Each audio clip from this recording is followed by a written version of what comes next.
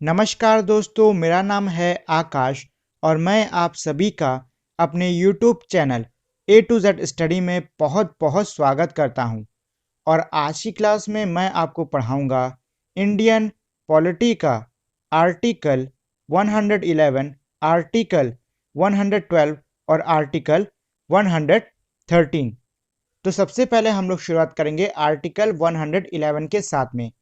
तो आर्टिकल 111 ये कहता है, when a bill has been passed by the houses of Parliament it shall be presented to the President and the President shall declare either that he assent to bill और that he withholds assent thereupon। मतलब ये है कि जब भी कोई भी bill दोनों ही हाउसेस से पास हो जाएगा, पारित हो जाएगा, तो उसको प्रेसिडेंट यानी कि राष्ट्रपति के सामने पेश किया जाएगा और उसके जो भी बिल पास होके आया है उसके ऊपर प्रेसिडेंट उस पर अपनी मंजूरी दे सकता है और अपनी मंजूरी को रोक सकता है। Provided that the President may as soon as possible after the presentation to him of a bill for assent return the bill if it is not a money bill to the houses with a message requesting that they will reconsider the bill or any specific provisions thereof, and in particular will consider the desirability of introducing any such amendment as he may recommend in his message.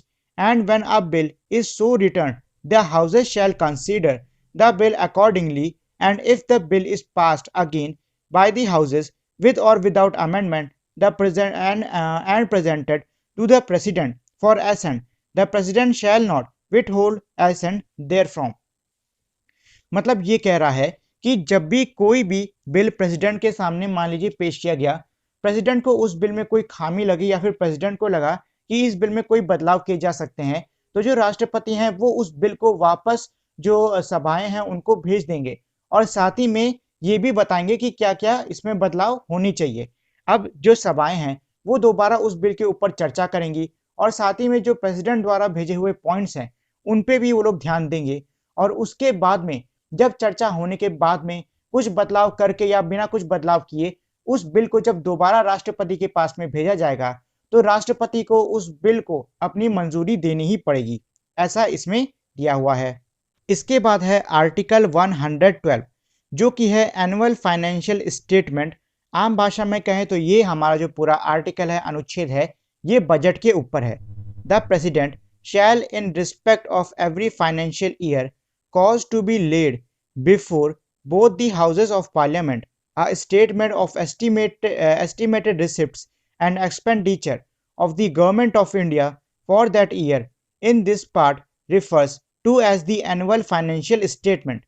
मतलब ये कह रहा है कि जो राष्ट्रपति हैं, राष्ट्रपति को काट के यहाँ पे आप लोग फाइनेंस मिनिस्टर कर लो, वित्त मंत्री, क्योंकि वही देते हैं नॉर्मल जो बजट है मतलब वही पेश करते हैं। तो इसमें यह कह रहा है कि कोई भी हमारा वित्तीय वर्ष है उसकी शुरुआत से पहले जो राष्ट्रपति है वो दोनों ही सभाओं के सामने मतलब संसद के दोनों ही सभाओं के सामने एक स्टेटमेंट जारी करेगा जिसको कि हम लोग एनुअल फाइनेंशियल स्टेटमेंट कहेंगे और इसके अंदर उस वर्ष में जो सरकार है वो कितना खर्चा करने वाली है इसका एक कह सकते हो कि इसका एक अंदाजा ला के उस रिपोर्ट के अंदर दिया जाएगा। ठीक है, आम भाषा में कहें तो ये बजट की बात कर रहे हैं। फिर है आर्टिकल 2 जो कि ये कहता है The estimates of the expenditure embroidered in the annual financial statement shall shown separately a. the sums required to meet expenditure described by this constitution as expenditure charged upon the consolidated fund of India, b. the sum required to meet the other expenditure purposed to be made from the consolidated fund of India and shall distinguish expenditure on revenue account for other expenditures। आम भाषा में हम समझे तो यहाँ पे ये कह रहा है कि जो भी एक्सपेंडिचर मतलब जो भी खर्चा होना है, जो भी इस स्टेटमेंट रिपोर्ट के अंदर जो भी खर्चा वर्चा दिया जाएगा उस सबको सेपरेट रखा जाएगा। सेपरेट मतलब मान लीजिए कोई हमारा पैसा है जो कि हमारा जो कंसोलिडेटेड फंड है उसमें डाला जाना है तो वो अलग होगा, कोई पैसा है जो कि कंसोलिडेटेड फंड से निकाला जाना है किसी कारण से तो वो अलग होगा। मतलब ये है कि ये सारी चीजें अलग अलग होंगी हमारी किसमें, बजट के अंदर। आमतौर पे ये पॉइंट बस यही चीज कह रहा है। इसके बाद क्लॉज 3 जो कि ये कह रहा है the following expenditure shall be expenditure charge on the consolidated fund of India. मतलब ये कह रहा है कि नीचे के जो हमारे खर्चे दिए हुए हैं वो हमारे कंसोलिडेटेड फंड है जो इंडिया का, उस पर चार्ज किया जाएगा। जैसे कि पहला पॉइंट ये कहता है the enrolment and the allowance of the President and other expenditure relating to his office. मतलब ये कि राष्ट्रपति और उसके ऑफिस से जुड़े हुए जो खर्चे हैं, जो भत्ते हैं, वो सब कंसोलिडेटेड फंड के अंदर से जाएंगे। बी कहता है the salaries and the allowance of the chairman and the deputy chairman of the council of states and the speaker and the deputy speaker of house of people. मतलब ये कह रहा है कि राज्यसभा और लोकसभा के जो स्पीकर और डेप्यूटी स्पीकर और जो चेयरमैन जो डेप्यूटी चेयरमैन है, इनकी जो सैलरी और अलाउंस है वो भी कंसोलिडेटेड फंड के अंदर से ही जाएगा। सी ये कहता है डेप्ट charges from which the Government of India is liable including interest, sinking fund charges and redemption charges and other expenditure relating to the raising of the loans and the service and the redemption of the debt। मतलब ये कह रहा है कि मान लो कोई उधार ले रखा है, कोई डेब्ट ले रखा है, तो उसको चुकाने के लिए जो भी सर्विसेज हैं, जो भी रिडेम्पशन है, बाकी सब चीजें हैं, वो सब भी किस में से जाएंगी, कंसोलिडेटेड फंड से ही जाएंगी। इसके बाद में डी पॉइंट ये कहता है the salary allowance pension and payable to और इन रिस्पेक्ट ऑफ द जज ऑफ द सुप्रीम कोर्ट। मतलब जो सुप्रीम कोर्ट के जज हैं उनकी सैलरी अलाउंस पेंशन ये सब भी कहां से जाएगी, कंसोलिडेटेड फंड से ही जाएगी। अब देखो डी के अंदर हमारे और भी कई सारे पॉइंट्स हैं, तो वो भी पढ़ लेते हैं। द पेंशन पेएबल टू और इन रिस्पेक्ट ऑफ द जज ऑफ फेडरल कोर्ट, और फेडरल कोर्ट के जो जज हैं उनकी जो पेंशन है वो भी किसमें से जाएगी, कंसोलिडेटेड फंड से। पॉइंट 3D का ये कहता है द पेंशन पेएबल और to in respect of the जज of any High Court which exercise jurisdiction in relation to any area including in the territory of India or which at any before the commencement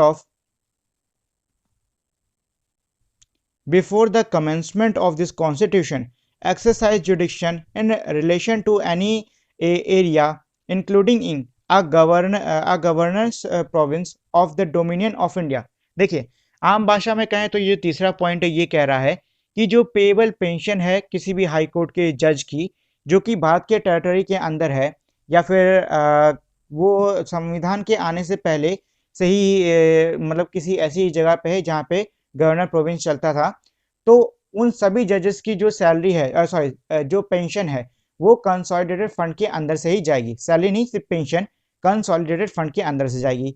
अब इसके बाद में जो ई है वो ये कह रहा है the salary allowance and the pension payable to और in respect to the Controller and the Auditor General of India. मतलब ये कह रहा है कि जो हमारे ऑडिटर जनरल ऑफ इंडिया हैं और जो कंट्रोलर हैं उनकी सैलरी अलाउंस और पेएबल पेंशन जो है ये भी कंसोलिडेटेड फंड के अंदर से ही जाएगी। इसके बाद है एफ पॉइंट जो कि ये कहता है any sum required to satisfy any judgment degree और अवार्ड ऑफ एनी कोर्ट और आर्बिट्ररी ट्रिब्यूनल। मतलब ये कह रहा है कि कोई भी अवार्ड है, कोई भी हमारा जजमेंट है, तो उसमें जो भी खर्चा वर्चा आता है वो भी कंसोलिडेटेड फंड के अंदर से ही जाएगा। और जी पॉइंट ये कह रहा है any other expenditure declared by this Constitution और by Parliament by law to be so charge. और कोई भी ऐसा खर्चा जो कि डिक्लेयर किया गया है, घोषित किया गया है संविधान द्वारा या फिर संसद द्वारा, उसका भी जो खर्चा है वो कंसोलिडेटेड फंड के अंदर से ही जाएगा। तो भारत के कंसोलिडेटेड फंड के अंदर से ये जो हमने सारे पॉइंट्स पढ़े इन सबका खर्चा दिया जाएगा। तो ये है हमारा पूरा का पूरा आर्टिकल 112।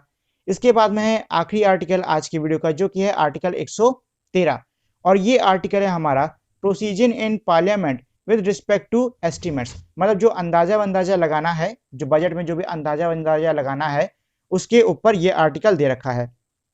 तो ये हमारा 3 क्लॉजेस के अंदर बटा है। पहला क्लॉज ये कहता है so much of the estimates as relates to expenditure charged upon the consolidated fund of India shall not be submitted to the vote of the parliament, but nothing in this clause shall be construed at preventing the discussion in either house of the parliament of any of those estimates। मतलब ये कह रहा है कि जो भी अंदाजा लगाया जाएगा जिस भी खर्चे का, उस खर्चे का मतलब वो अंदाजा सही है या नहीं, इस पे वोटिंग नहीं होगी। मतलब ये नहीं कि पार्लियामेंट में आपने कह दिया कि नहीं एक ब्रिज है वो इतने रुपए का बनेगा, उस पर चलो वोटिंग करा लेते हैं, तो ये आप नहीं कर सकते हो, ये चीज में दी हुई है।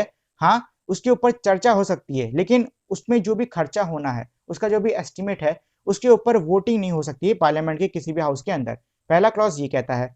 दूसरा क्लॉज ये कहता है, so much of the said estimate as relates to other expenditure shall be submitted in the form of the demands for the grant to House of People, and the House of People shall have power to assent or to refuse to assent to any demand or to assent to any demand subject to the reduction of the amount specified therein। मतलब ये कह रहा है कि कोई भी हमारा जो एस्टिमेट है, मतलब कोई भी अंदाजा मार दिया गया कि इतना खर्चा आएगा, तो जो भी खर्चा है इस सब को डिमांड के फॉर्म में लिखकर जो लोकसभा है उसके सामने पेश किया जाता है। अब जो लोकसभा है वो इस पेशकश को खारिज भी कर सकता है, मान भी सकता है, और इसमें कुछ बदलाव भी करवा सकता है। ठीक, ये सारी चीजें इसमें क्या रखी हैं। इसके बाद में है क्लॉज 3। तो क्लॉज 3 ये कहता है, no demand for a grant shall be made except on the recommendation of the President. मतलब ये कह रहा है कि प्रेसिडेंट के रिकमेंडेशन के बिना कोई भी डिमांड जो है वो नहीं करी जाएगी। ठीक है, तो ये तो थे हमारे आज के तीनों आर्टिकल। अगर आपके मन में इन तीनों में से किसी आर्टिकल को लेकर कोई भी सवाल है तो आप मुझे नीचे कमेंट में पूछ सकते हो, मैं आपको उसका जवाब जरूर दूंगा। तो आज के लिए इतना ही, और अगर आप लोगों ने अब तक मेरी इस वीडियो को लाइक, शेयर और मेरे चैनल को सब्सक्राइब नहीं किया है तो इस वीडियो को लाइक कर दें, शेयर कर दें और साथ ही मेरे चैनल को सब्सक्राइब कर दें। तो इसी के साथ में हमारी आज की वीडियो यहीं पे खत्म होती है। मिलते हैं हम लोग अपनी अगली वीडियो में, तब तक के लिए नमस्कार।